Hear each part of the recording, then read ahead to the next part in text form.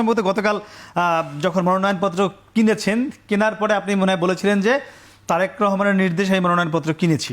আমার এটি কথা মনে ছিল। আমি তারেক রহমান সংগঠনের নির্দেশনা অনুযায়ী, হ্যাঁ, আমরা এটি হয়তো বলেছেন, তারেক রহমান আপনি উচ্চারণ করেননি।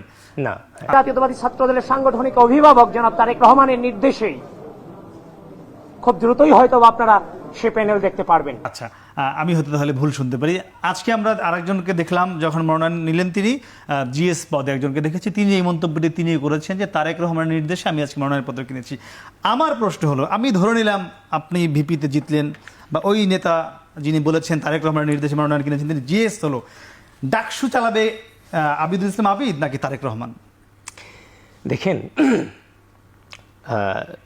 বাংলাদেশ জাতীয়তাবাদী ছাত্রদল হচ্ছে যে বাংলাদেশ জাতীয়তাবাদী ছাত্রদলের সাংগঠনিক অভিভাবক জনাব তারেক রহমান, এটা সকল হচ্ছে যে কাউন্সিলর যারা ছিল তাদের সকলের নির্দেশ অনুযায়ী সকলে মেনে নিয়েই তারেক রহমানকে সাংগঠনিক অভিভাবক বানিয়েছেন।